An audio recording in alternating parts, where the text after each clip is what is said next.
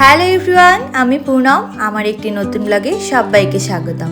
আজ ছিল আহিলির বার্থডে আর আমরা চলে এসেছি রুদ্রাণীতে।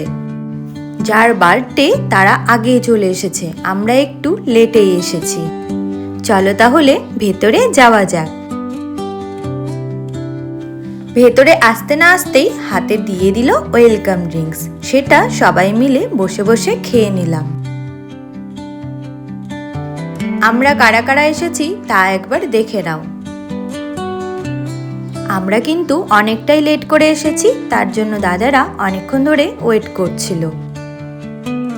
ওয়েলকাম ড্রিঙ্কস খাওয়ার পরে দিয়ে দিয়েছিল ভেটকি মাছের ফিশ ফ্রাই আর দিয়েছিল চিকেন শিক কাবাব। সেগুলো আমরা ধীরে ধীরে খাওয়া দাওয়া করছিলাম। এই যে আমাদের বার্থডে গার্ল বসে রয়েছে। এখনো কেক কাটিং হয়নি, কেক কাটিং করার পরেই মেন কোর্সে যাব। এক এক করে আমাদের খাবারগুলো দিতে শুরু করেছে।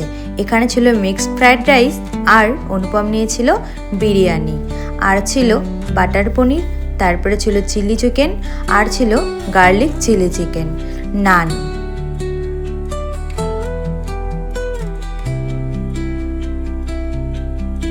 কেক কাটিং করার পরে হাতে দিয়ে দিল কেক, আর সেই কেকটাই আমি বসে বসে খাচ্ছিলাম।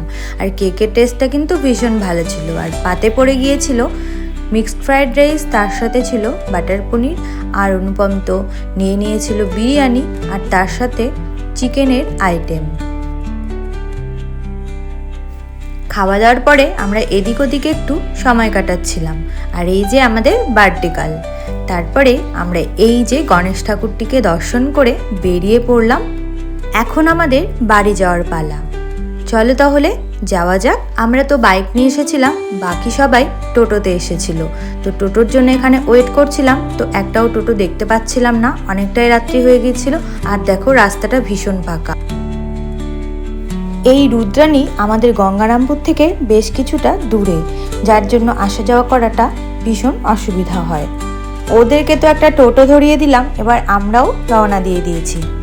তো আজকের মতো ব্লগটা এইটুকুই। পরবর্তী একটি নতুন ব্লগে দেখা হবে তোমাদের সাথে।